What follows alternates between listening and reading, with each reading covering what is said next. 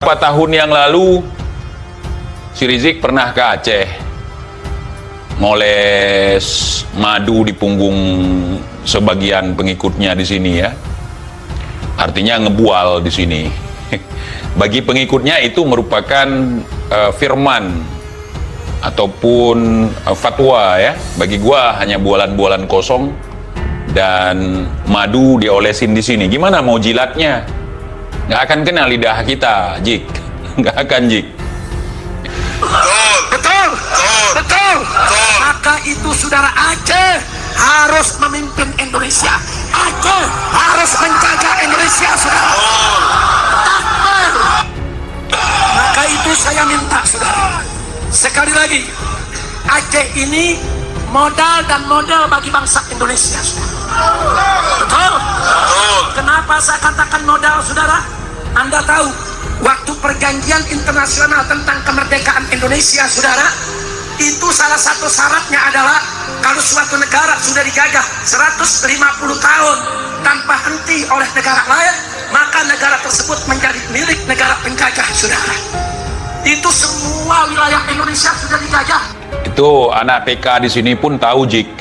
Nggak perlu ente jelasin. Saudara, hampir 300 tahun, tapi ada Aceh yang maju ke depan. Enggak, Indonesia enggak dijajah hampir 300 tahun. Bahkan fakta sejarah Indonesia dijajah 350 tahun itu menurut saya adalah informasi yang hoax ya. Yang pertama, mengingat Indonesia usianya baru 77 tahun. Bahkan Nusantara pun tidak dijajah segitu lama. Kenapa? Karena waktu itu ada aksi perlawanan, kecuali buyut ente, Jik, Utsman. Kalau si Utsman ya bergabung dengan Belanda ya. What? Indonesia tanah air beta, pusaka abadi nan jaya. Itu belum pernah terjajah, tapi masih dalam perlawanan. Ya, perlawanan sampai mati. Jadi nggak sempat dijajah. Dijajah itu artinya kita tunduk dan takluk kepada Belanda. Tunduk dan takluk kepada penjajah. Seperti yang dilakukan oleh Menir Utsman, cari aman. Jadi begini, Jik. Indonesia tidak dijajah 350 tahun, enggak. Di Aceh kependudukan Belanda cuma sekitar 65 tahun.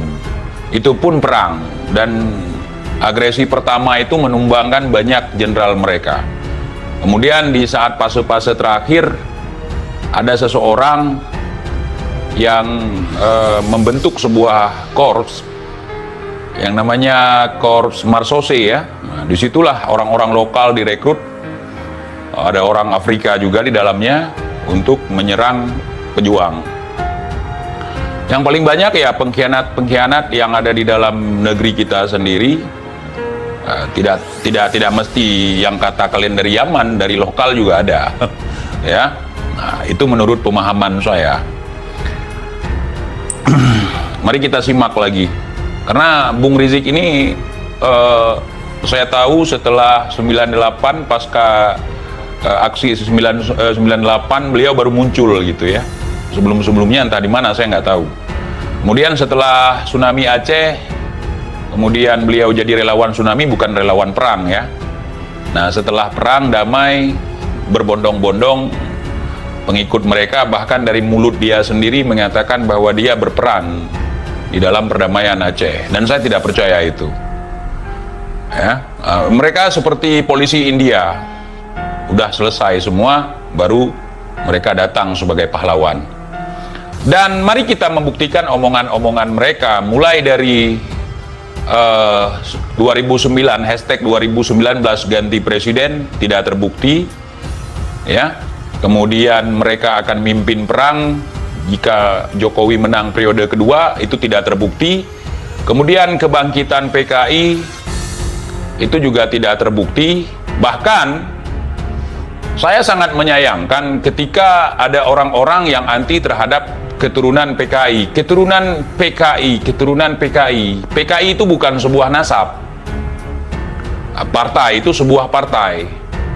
Ya, kalau misalnya dia seorang anak PKI kan belum tentu dia berafiliasi dengan partai yang dibanggakan atau yang diikuti oleh bapaknya atau kakeknya. Kan aneh gitu ya. Itu PKI bukan nasab. Sehingga hari ini kita harus membenci keturunan-keturunan PKI. Saya aneh. Setahu saya PKI itu merupakan sesuatu cara pandang seseorang. KIJ mengatakan, saya lanjut aja ke pembahasan kita malam ini, yakni Mufti Petamburan atau Sir Rizik, ya, atau Bung Rizik. Saya nggak mau panggil dia Habib, bisa apa? Ataupun cara berpolitik seseorang dengan paham sosialis, ya, bukan sebuah ras, itu bukan sebuah suku. Sekarang artis-artis Indonesia, penyanyi-penyanyi ada yang keturunan PKI, cucunya PKI, tapi kan nggak harus kita teriakkan mereka cucu PKI untuk membunuh karakter mereka, ya kan? Mereka bangga dengan bapaknya, silahkan. Kecuali mereka juga hari ini mencoba untuk meneruskan apa yang menjadi larangan di dalam konstitusi kita. PKI itu bukan nasab, bukan aliran agama, bukan aliran kepercayaan. Ya, mungkin karena pengaruh Orde Baru yang sangat lama sekali sehingga pemahaman kita tentang PKI juga sedikit kurang berpikir secara realistis. Bahkan di Korea disebut PKI sama orang ini. Itu bukan PKI. Di Yaman Selatan itu bukan PKI. Di Rusia itu bukan PKI. Itu komunis. PKI hanya ada di Indonesia. Artinya Partai Komunis Indonesia. Jadi jangan goblok, jangan bodoh kita. Misalnya saya nih, dulu buyut saya seorang PKI. Apakah saya hari ini PKI? Enggak. Karena itu bukan nasab, bukan keturunan. Ya, di masa itu ada partai, namanya Partai Komunis Indonesia. Kalau saya punya keturunan, ya tidak ada lagi PKI sekarang. Mereka hanya ingin menghidupkan suasana seolah-olah hari ini kita dihantui oleh bayang-bayangan PKI, oleh cerita pengkhianatan gerakan 30 September Partai Komunis Indonesia. Ya. Aduh, pahami dulu PKI itu apa. Saya kalau dikatakan PKI sama mereka, saya nggak marah dan saya nggak tersinggung, nggak sakit hati. Enggak, ya, enggak. Jadi kalau berbicara orang tidak punya agama, ateis, bukan komunis. Tapi rata-rata orang komunis pahamnya ya ateis. Tapi tidak semua. Banyak di Indonesia itu orang yang bergabung di dalam partai komunis tetapi agamanya Islam, kemudian diprovokasi, dipropaganda di masa Orde Baru seolah-olah PKI ini memang mengincar ulama, mengincar kiai dan segala macam. Ya sudahlah, ya salah satu orang yang berjasa di Rusia untuk menghidupkan kembali sebuah masjid yang sudah dijadikan sebagai gudang alusista, itu adalah Bung Karno. Nah, itu masjid loh. Seharusnya kalau dia PKI dianggap tidak punya agama, seharusnya Bung Karno tidak perlu menghidupkan Masjid Biru. Ya, tidak perlu. Ngapain dihidupkan masjid?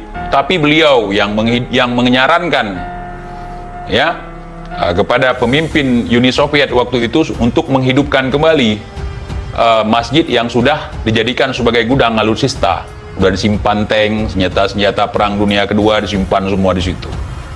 Nah, kemudian beliau juga yang tahun yang lalu si Rizik pernah ke Aceh, mulai manggung. Sebagian pengikutnya di sini ya artinya ngebual. Di sini bagi pengikutnya itu merupakan firman ataupun fatwa. Ya bagi saya hanya bulan-bulanan kosong dan madu diolesin. Mau percaya silakan. Kalau saya nggak percaya, apalagi di Aceh. Di Aceh itu sampai Indonesia sudah diproklamirkan kemerdekaannya, itu belum pernah terjajah. Tapi masih dalam perlawanan. Perlawanan sampai mati, jadi nggak sempat dijajah. Dijajah itu artinya kita tunduk dan takluk kepada Belanda, tunduk dan takluk kepada penjajah, ujar TIJ. Minta untuk ditemukan makam. Kalian tahu makam siapa? Nah, kalian cari tahu sendiri. Makam ulama besar, terkenal. Tuh ada yang nulis tuh. Makam Imam Bukhari. Itu. Jadi di sini begini teman-teman, ada disclaimer. Saya bukan pecinta Bung Karno. Saya bukan muhibbin Bung Karno. Saya bukan bermazhab Bung Karno seperti yang lagi viral. Saya enggak. Tapi yang iya saya katakan iya, yang enggak saya katakan enggak. Ya, yang iya saya katakan iya, yang enggak katakan enggak. Berbicara politik di Aceh beda lagi. Ketika banyak orang Aceh yang marah kepada Soekarno gara-gara ingkar janji, ya, setelah dibantu sama masyarakat Aceh, janjinya diingkari. Indonesia sejak dulu kala tetap dipuja-puja bangsa.